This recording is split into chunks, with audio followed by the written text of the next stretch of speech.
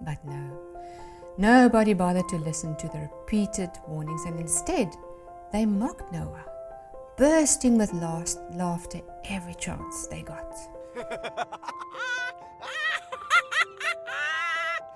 Jesus also spoke of this in the Bible. The people in Noah's time did not heed the repeated warnings and ignored it. They did not believe that a flood was really coming until they were caught off guard and they were overcome by water. In the same way, Jesus has repeatedly given us his assurance that he is coming to the earth again, and this time he will come as the judge. However, just as in the time of Noah, there are people today who simply don't believe that this will happen, and therefore they will also be caught off guard.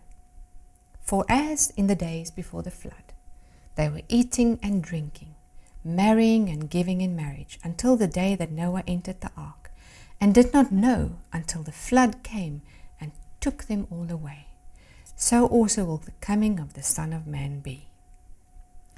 Now, having large animal collections were quite common among ancient civilizations. For example, Trajan was a Roman emperor, and he had an animal collection which was comparable to that of Noah.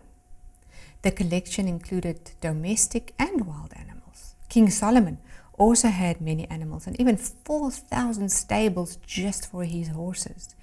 These animal collections are called a menagerie.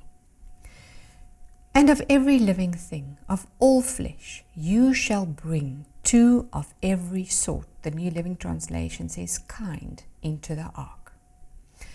According to Genesis 6 verse 19 and 7 verse 2, it is clear that God told Noah to gather the animals to be taken onto the ark. Remember, Noah could have used hired help or his own servants to gather the animals, just like the emperors did centuries later.